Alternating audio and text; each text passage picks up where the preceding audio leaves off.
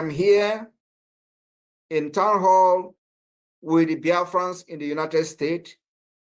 For that reason, I will start from the history of the United States. The efficiency of violent agitation. The American Revolution of 1775 to 1783. The American colonies sought independence from British rule through a series of escalating conflict.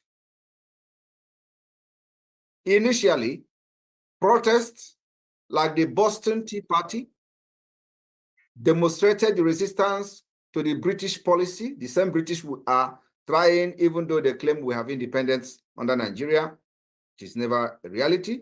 However, as tensions escalated, armed conflict became inevitable in America. The Revolutionary War ultimately culminated in independence, illustrating how violent struggle can serve as a catalyst for self-determination. The willingness to engage in welfare galvanized support and unified separate colonial factions, leading to the successful establishment of a new nation that all of you are today, and I am having a town hall meeting with you in the United States. Let us look into the Haitians. The Haitian Revolution, 1791 to 1804. The Haitian Revolution is a stark example of how violent resistance can lead to independence. Enslaved Africans, Saint Dominic rose up against their French colonial masters in a brutal and protracted conflict, while other colonies were pursuing gradual reform. Haiti revolutionary leaders sought a Toussaint, emphasized armed rebellion as the means to achieve freedom. My fellow Biafrans, the successful revolt not only resulted in Haiti becoming the first independent Black republic, but also served as an inspiration for other liberation movements across the globe. My fellow Biafrans, I want to take you also to Algeria. The Algeria War of Independence from 1954 to 1962. In Algeria, the struggle for independence from French colonial rule was marked by extreme violence. The National Liberation Front employed guerrilla warfare and terrorist tactics against French forces. Despite the significant international condemnation and the harsh reprisal, the NLF violent campaign was instrumental in rallying nationalist sentiment and eventually led to Algeria gaining independence in 1962. The intensity of the conflict highlighted the frustration of colonized people and ultimately prompted a re-evaluation of the colonial policies by the French government. When the oppressors resort to violence, they will also be confronted with more violence to have a more proactive and more decisive outcome. The Irish War of Independence from 1919 to 1921, following centuries of British rule, the same British, the Irish struggle for independence saw both peaceful and violent tactics, while figures like Daniel O'Connell advocated for no violence means. The Irish Republican Army employed armed rebellion as a primary strategy. The conflict escalated with ambushes and retaliatory violence, ultimately leading to the Anglo-Irish Treaty and the establishment of the Irish Free State in 1922. The combination of violent and political pressure was crucial in achieving a concession from the British government. At this juncture, ask those idiots who call themselves Biafra agitators, why are they interfering in the self-defense that they could not provide for Biafra people for decades? They are carrying flag all over the world. My fellow Biafrans in the United States, why these few examples I just gave to you today illustrate the effectiveness of violent agitation, it is also very essential to consider the context in which these struggles occurred. Factors such as colonial oppression. Today we have what I call the Fulani apartheid regime in Nigeria, where the expansionists continue to follow the legacy of the Usman Danfodio, and I have promised them I have come here to end the legacy of Usman Danfodio, and the end of the legacy of Usman Danfodio will start from December 2nd. These factors, such as colonial oppression, social injustice, and lack of responsive governance, often participated the turn to violence. In many cases, peaceful protests had been met with repression, leaving group with few alternatives. That particular one Biafra has witnessed for decades. Today, Biafra government, we are doing the talking. We are not only talking about doing it. The relationship between violent agitation and independence is complex sometimes and multi-faced. And that's exactly why we adopted what I call the multi-dimensional approach. Anywhere you come, we are there. If you come with peace, we give peace to you. If you come with violence, we give violence to you. If you come with diplomacy, we give diplomacy to you. If you come with political approach, we give political approach to you. If you say it is a political solution, we give political solution to you. Why peaceful protests have historically played a significant role in social movement, Biafra has moved on from peaceful to a defensive with arms. Instances of violent resistance have sometimes proven more effective in achieving tangible outcomes. The example of the American Revolution, Haitian Revolution, Algerian War of Independence, and the Irish War of Independence, which and very soon Biafra will join among the history that has been made using a very strong armed resistance against a terrorist state like Nigeria. I want you to understand that peaceful efforts are stifled when a terrorist is in charge of government, or when the ulterior motive of the government is against the will of the people. Then the peaceful effort will always be stifled. The drive for freedom can lead groups to resort to armed struggle. Ours will never, ever be different. Ultimately, the choice of tactics is shaped by the myriad factors, and each movement must navigate its own path towards self-determination. Today, as a government of Biafra, I am telling you, Biafra people, that we as a government, we are navigating our path toward our freedom and self-determination. Those Nigeria NJ distractors should understand that our arms are getting stronger every day, and we are getting more sophisticated. We will never drop this arm until the flag of Biafra is hoisted without anybody interfering, and until the recognition of Biafra as an independent state, the arms will continue to get more sophisticated. Thank you very much. Your support is needed as always, and get ready to be part of the history in Finland. Thank you very much. Thank you. Ambazonia! To where? Ambazonia! Udu akamili!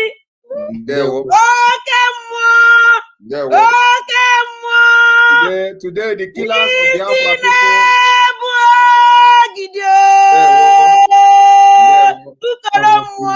people. Yes. Today, the killers of Biafra people are running away from Nigeria. They are relocating to United Kingdom. Though the one who perpetrated the death of over 3 million children today ran to United Kingdom. They call him Gawon. You know, we raise prayer warriors to make sure that he stay alive till 2nd of December. And with the move to United Kingdom, God is answering that question because he's never going to die there. Even if he's dying, they are going to inject him to stay alive till 2nd of December.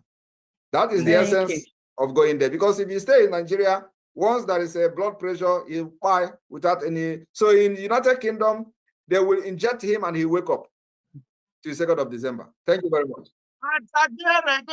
Yes. Thank you, Pierre. Okay.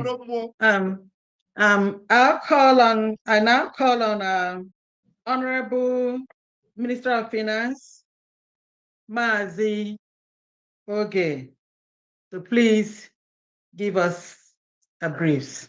Thank you. Thank you very much, Honorable Diane.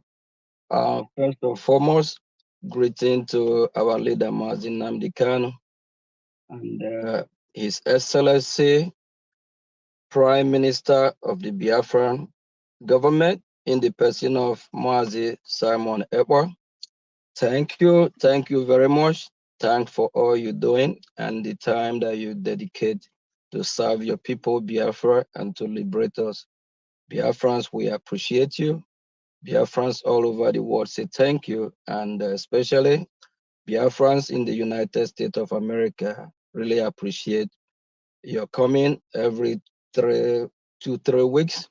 We really appreciate you.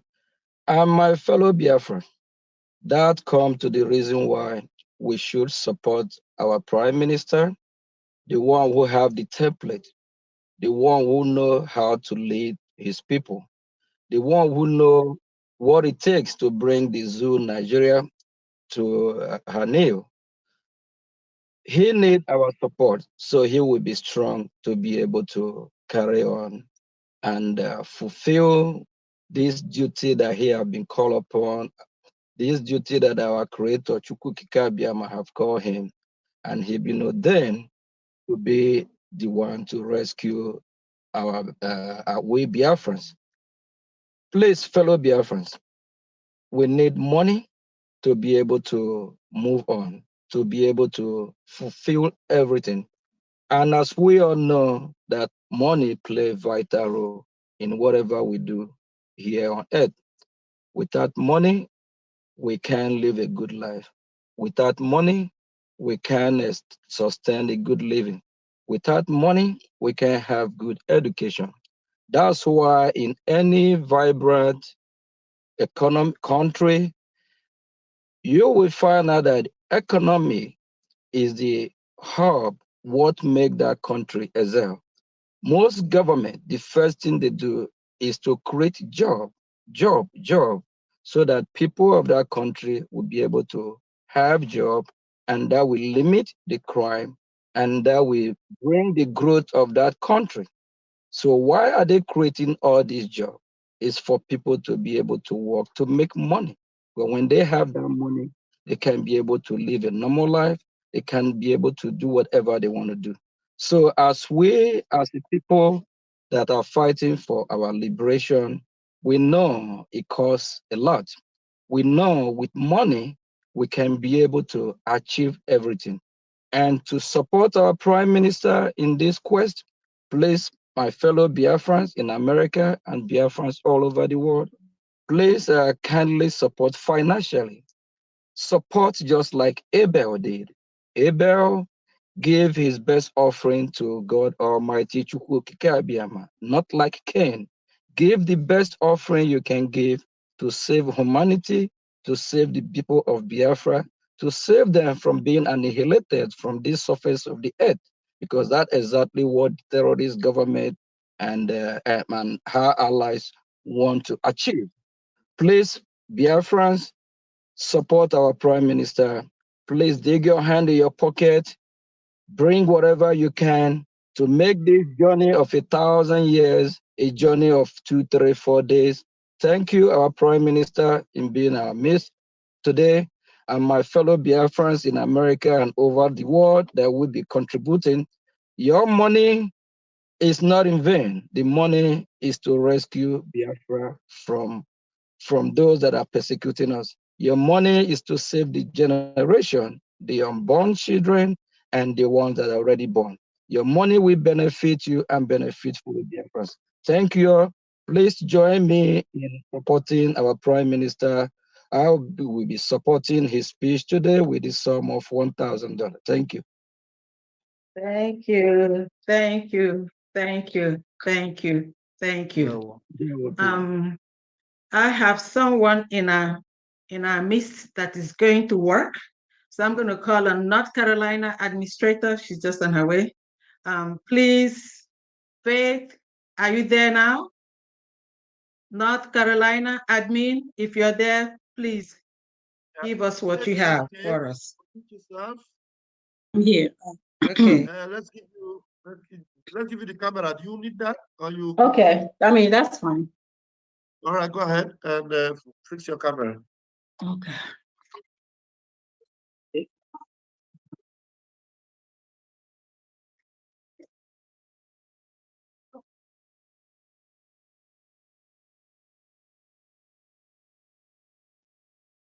All right, thank you so much, my honorable. Thank you, our Prime Minister and all the ministers in the House and all the admins. I greet you guys. North American family, North Carolina family, I've been supporting, so I appreciate all of you for giving what you can each time our Prime Minister comes. So today I'm gonna go ahead and name the ones that supported this visit today. Me and my spouse are giving 50 a Gemma. Ikoso RIP is giving 150 a Gemma. Our sister Bridget is giving 50 a Gemma. Our sister Regina is giving 50 a Gemma. Wanyoma is giving 100 a Gemma today. Sister Macharity is giving 100 a Gemma. Mazi, Azubike, and Amaka are giving 25 a Gemma today. Mazi Anthony is giving 50. Our sister Nancy is giving 30 a Gemma today. And we are using $100 to get a cola nut. Altogether today we raised $605 and 5 a Gemma. So that's what we are giving today to support. So thank you so much for this opportunity. I'm using this opportunity to call on North Carolina. If you hear my voice, if you know anybody who's residing in North Carolina and want to join us, please have them to call me at 678-200-0217. 678-200-0217. All hands on deck. I really appreciate you guys for your time. I yield. Thank you so much. Thank you. Thank you. Thank you very much. I'd like to call on Madam Stella Ibiam.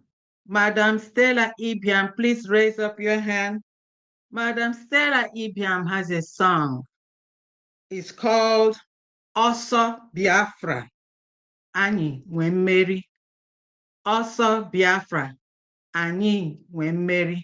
Madam Stella Ibiam, please raise up your hand. I've got her. Stella Ibiam, just open your camera and unmute yourself. You are already co-host, please.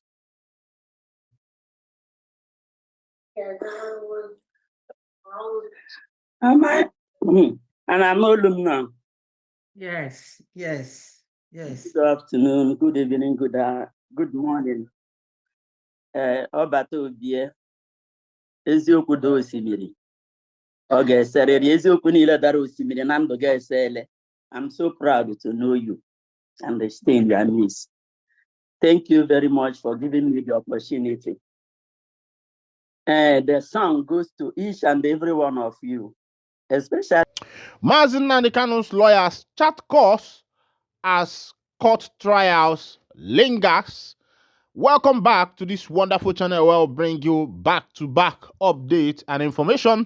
In case it's your first time of joining us on this wonderful channel, kindly go ahead and subscribe, like, comment, share, and also remember to on your notification button so that whenever our news drop, it will be the first. We will collect them. Let's go down to the information of the day.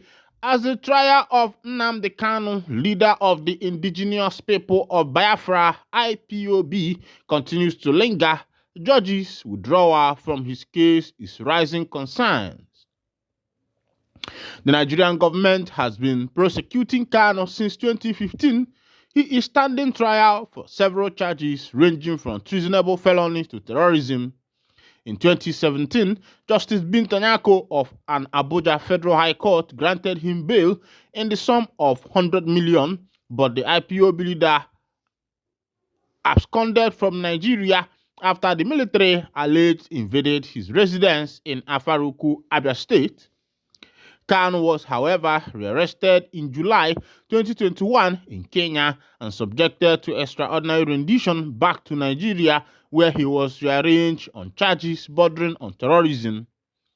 In October 2022, the Court of Appeal in Abuja discharged and acquitted Kanu of all the 15-count charges, describing them as illegal and unlawful. The court held that the federal government breached all local and international laws by subjecting the Biafra agitator to extraordinary rendition from Kenya to Nigeria, a situation that makes the terrorism charges against him incompetent and unlawful. However, the Supreme Court ruled that Kanu should return to Nigeria court and face trial afresh. A report has it that a total of 3 judges have stepped down from handling Kanu's trial since its inception in 2015. In December 2015, Justice Ahmed Mohamed stepped down from Kanu's trial after the IPOB leader said he had no confidence in him. In September 2016, Justice John Tosho of the Federal High Court in Abuja pulled out of Kanu's case in a petition his then lawyer Ifeanyi Ejiofor sent to the National Judicial Council (NJC). Kanu accused Justice Tosho of judicial rascality and called for the council to investigate the judge for giving parallel judgment on the same issue. Following the petition, Justice Tosho, who stepped down from the case, said, "Even if I am cleared of any bias by the NJC, I will not continue with this case." In September 2024, Justice Binta Nyako of Abuja Federal High Court also rescued herself from Kanu's case following his declaration of lack of confidence in her. Despite argument from the federal government's lawyer, Adegboyeye Awolowo, Justice Nyako has said, "I hereby rescue myself and remit the case file back to Chief Judge." But Kanu's lead counsel, Aloy Ejimako, said the decision of judges to rescue themselves from Kanu's trial was evidence that judiciary was having a hard time. Speaking with Daily Post, Ejimako said 3 judges have been withdrawing from Kanu's trial since its inception in 2015. This is affirmative evidence that judiciary is having a hard time or a conflict with coming to a verdict that Kanu committed any real offense. Another incident that demonstrates the conflict within the judiciary is the acquittal by the Court of Appeal that was reversed by the Supreme Court on reasons that do not comport with the good law. Yet, another point of judicial conflict in the case is the inexplicable refusal of Justice Binta Nyako of the Federal High Court to abide by the finding of the Supreme Court that Kanu did not jump bail. These anomalies have posed complexities that are not supposed to be allowed in a society governed by rule of law and fundamental fairness.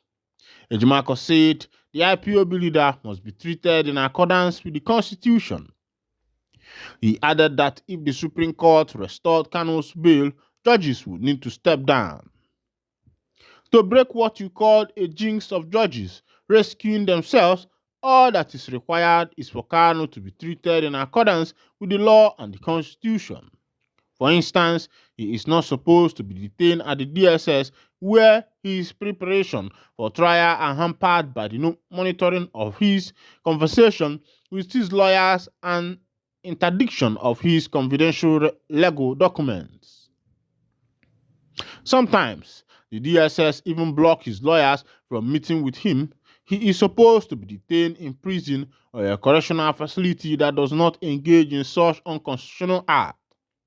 Another fair way is for his bail to be restored as the Supreme Court held. This is even better because a court of judge that refused to follow the Supreme Court and restore Kanu's bail is unlikely to give him a fair trial. One might also add that it is up to the government of the day to discontinue a trial that has become albatross and a blight that make this administration look like the infamous one is succeeded, he added. On his part, activist lawyer Madu Idam suggested that with a fair trial, judges would need to rescue themselves from Kanu's trial. Idam told News the only thing here is a fair trial, where the trial is seen to be fair and not just fair, where the trial is just and speedy, where there are no needless delays on the part of the state. You can see that the state has made a series of applications for amendment of the charges. Those amendments led to the matter to be protracted. The delay was occasioned by Nnamdi Kanu or his team, but by the state. When you have that delay, many things would have lasted.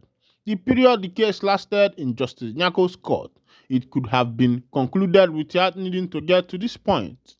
The case has lasted in that court for many years, whereas the case could have been concluded within a few months. The state is not interested in giving Kanu a fair trial, but only interested in getting him thorough, horrendous experience. 2 or 3 months is enough to conclude the trial. The continued prosecution of Nnamdi Kanu, leader of the indigenous people of Biafra IPOB, has not solved any problem or security issues in Nigeria. The state has a right to enter a law called null proseq, a constitutional right given to the Attorney General to decide to discontinue a case instituted by the federal government. Anybody undergoing criminal prosecution is undergoing that at the instance of the state. The Attorney General can decide to prosecute 2 out of 10 people for a crime and nobody will question him for not prosecuting the others. He can decide to withdraw the same case along the way. It is an honorable thing for the judge to rescue herself from a case if the judge entertains an application requiring her to rescue herself, especially when such an application is meritorious. Ejimakor also noted that Kanu's case is still open to both political and judicial solution. The 2 parties you mentioned, political solution and the judicial solution, are foreclosed. They are still open and ongoing. Presently, the legal team is working quietly to ensure that Kanu's case is treated in accordance with the Constitution, equity, and good conscience, he added. Similarly, Aidan said President Bola Tinubu might be considering touring the path of a political solution. He suggested that the president might be consulting with relevant stakeholders on the need to consider a political solution in Kanu's case. I don't want to believe that a political solution has failed because there is no limit to exploring a political solution.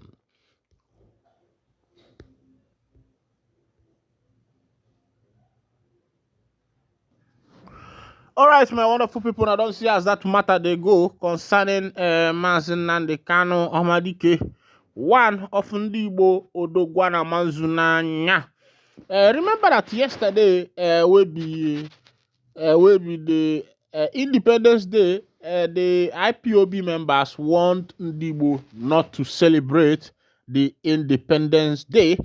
Let's go down to the information. As the trial of Nnamdi Kanu, leader of the indigenous people of Biafra, IPOB, continues to linger, judges withdraw from his case is raising concern. The members of the IPOB has warned that the Biafrans should not celebrate the Independence Day. The indigenous people of Biafra has banned the celebration of Nigeria's 64th Independence Day in the Southeast region. In a statement on Monday, the separatist group declared that anyone found participating in any activity making this year's Independence Day will be considered an enemy of the land. It said Igbo should go about their normal businesses or remain in their houses if they choose to, but must refrain from any form of activities to mark Nigeria's independence. The group insisted that though Igbo were part of the struggle for Nigeria's independence, the union had proven injurious to them. The Directorate of State of the Global Family of the Movement of the Indigenous People of Biafra wishes to remind Biafrans at home and in the diaspora that the ban on the celebration of the Nigeria's annual October 1st Independence Day by Biafrans is still in force. As a Biafran, you are to avoid any Nigeria Independence Day celebration globally. Everybody the verse because if the government is actually working and if the government is working to better the life of the people, recently the government just borrowed $1.5 billion and also $70 billion grant was given to the government of Nigeria, and I'm wondering who is going to pay all this money. Maybe by the time all of us pass away, our great grandchildren will still be paying the debt that the past and the present government are owing World Bank and other institutions that borrow money to the nations, because the government has failed. When a government fails to be productive, rather being productive, when a government choose lavishing rather than being productive, that is always the outcome of things like that. You can see that Nigeria is becoming poorer by the day and inflation is getting higher by the day. That is to show a failed government. The prices of things are skyrocketing. The prices of fuel, prices of food commodities, prices of clothes, and everything you can think about, they are all increasing in rate. And this is not what you can just sit down and watch. Meanwhile, let me wind down the curtain here. And if this is your first time of joining us on this wonderful channel, kindly go ahead and subscribe, like, and comment. See Nigeria nye bezna na emesiano ya megene no gademma. Ekene munu. Yeah.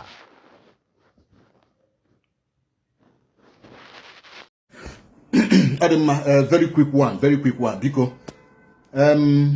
ihe asị a na-ebute na ehime mba nnọ na na-ebute ebe a ga train ndị IDPs, internally displaced persons, na na-ebute n'Imo State na about how many millions of ndị gbara ọsọ ize ndụ na mgbago ugwu Nigeria ya ndị Boko Haram chụpụrụ ma Kaduna ma Kano ma Borno, ma Taraba ma Adamawa.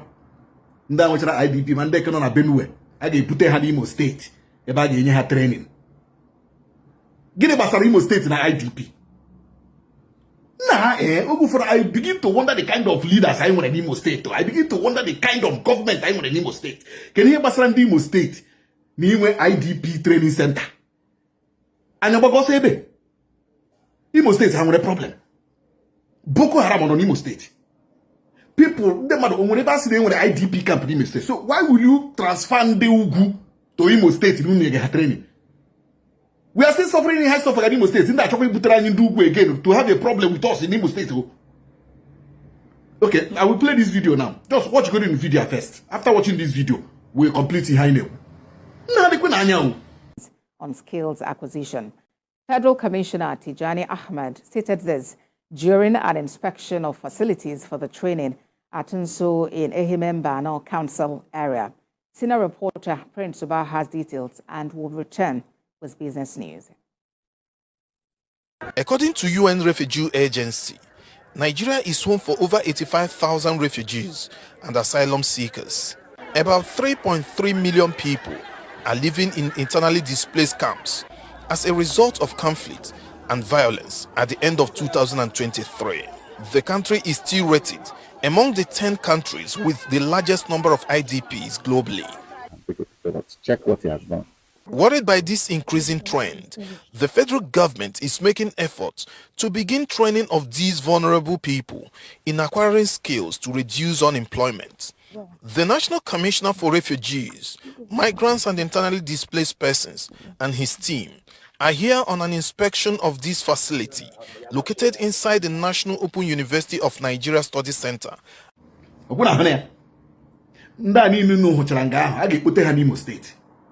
Ma nwoke ma nwanyị a ga-ekpote ha n'Imo State. Imo State wụzi ihe a wee ebe amawapụtara for National Open University. Why not use it for ihe eji eme?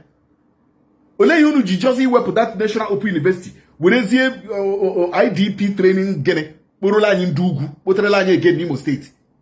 Anyị ka na-arịagodi nke anyị na-arịa anyị arịachabe mkpama ha na-akpa na ihi agwa naked ọfọrọla na ebe ndị ọzọ enwere n'Owerri West. Anyị arịachabe ya anyị arịachabe ka a na-arịa n'Ọkigwe. Anyị arachabe nke ahụ unu achọkwa ikpotere anyị ndị ugwu again no IDP training center. Gịnị jikọrọ anyị nwa na training center for internally displaced? Do we have a problem in Imo State? What is wrong with these leaders? What is wrong with these leaders? This is how they sell us out. Lemon, even the governor. Even you know, what is your problem for crying out loud? Problem? Can they have it in Lagos? Can they have it in Abuja? Can they have it in Kano? Can they have this thing in Kaduna? Why are they bringing it to the southeast? Why are they bringing it to the southeast? I need to read our leaders. I need to read these people. Nda janye egwu n'obodo a. Nda akporo leaders ha janye egwu na this state na Igbo. What is your problem? Why this dragging relationship with Ndugwu? Uru Ndugwu bara anyị nwa. The only uru ha bara anyị dragging power in the federal. That is the only uru nda bara anyị. Dragging power. Uru ha bara anyị uru.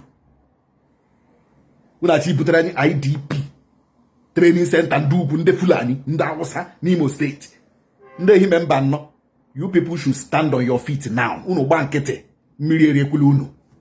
Ehime mba nnọ. Okigwe zone. Unu gbakwa nkịtị iyi erielu unu. You people should start writing petition now. Start organizing protest now. Start standing on your feet now that unu na-achọ hokwa ihe a. Unu gbakwa nkịtị ka ahụ gbasakwara unu. Nke ahụ gbasara unu. A place that is unstable as a human being. A place that is unstable as Okigwe. Can they achọkwara iburu ndị ugwu again? Butekwe. Ka ha bịa mix it up with the locals. Ọwakwa mkpamkpa ha na-akpa na mkpamkpa eji mara ha. Ka ntọrọ mmadụ rikwa elu. Ka ịwakpo ndị mmadụ rikwa elu. Ndị ehime mba nọ ndị Okigwe zone. The ball is now on your court and in your court. Also unu gbana nkịtị. Unu gba nkịtị mmiri eri unu. But it is a shame that you have leaders. Ndị kpọrọ onwe ha leaders now. Ndị sị na have leaders ndị Imo now. It is a shame we have people like you. Yeah. Going to happen in future. But as it is, let's go down to the full detail of the information. This is the letter. The letter says, open invitation for media, journalists to cover the declaration of the restoration of independence of Biafra Convention, DRIBC 2024.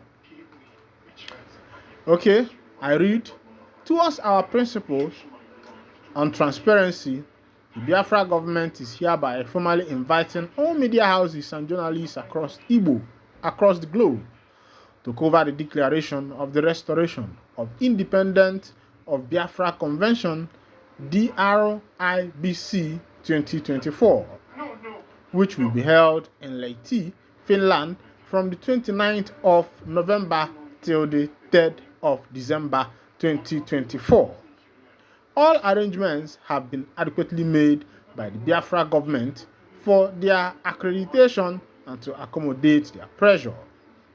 For further steps, please contact at info@biafrarepublicgovernment.org, that as in government, as in gov.org. The Biafra government is committed to promoting public transparency through the presence of media houses and individual journalists. We expect the compliance to the Biafra ethics for journalism, which mandates the public right to truth. We are looking forward to welcoming you to Finland. Signed, His Excellency Simon Njoko, Prime Minister, Biafra Government in Exile. Welcome back, wonderful people, as EDB. Eba has. All right. The Prime Minister of Biafra Republic Government in Exile have made it open that they are requesting everybody to come. All media houses. Meanwhile, on that, I will still bring you other information so we say a day for my table before I go come back to that particular convention that Eba has invited every other person.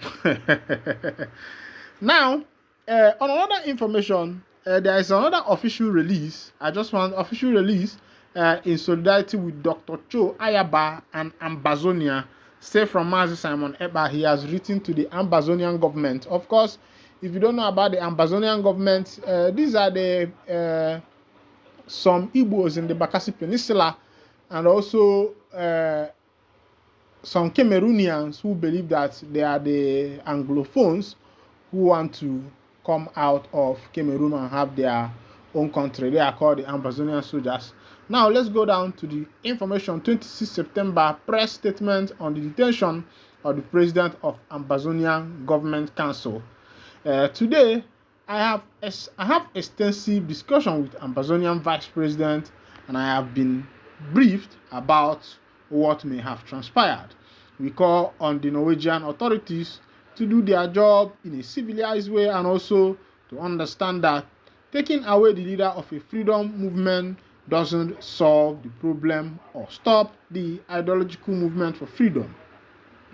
We urge them to also investigate every atrocities against Ambazonian people, which Dr. Ayaba and Ambazonian people will be presenting to the concerned authorities in Norway and beyond.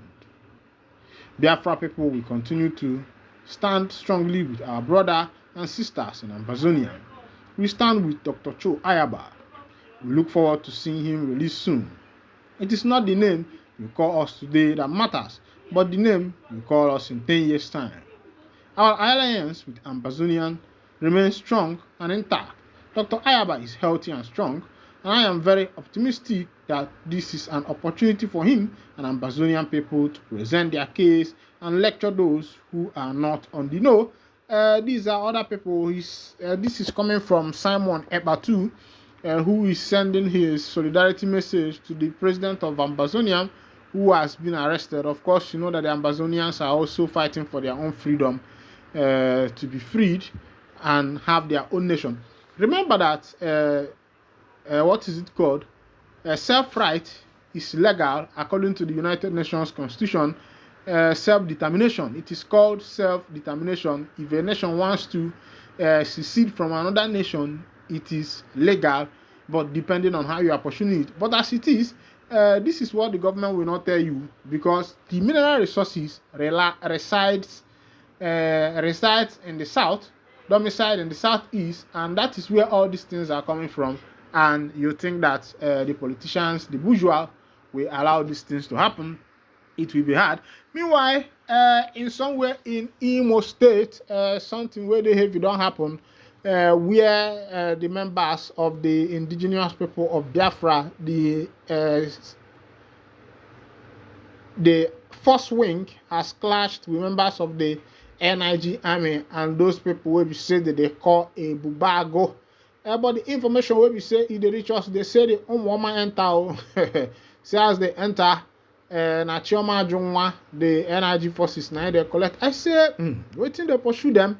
Why they know they? And they say no be man to man stuff.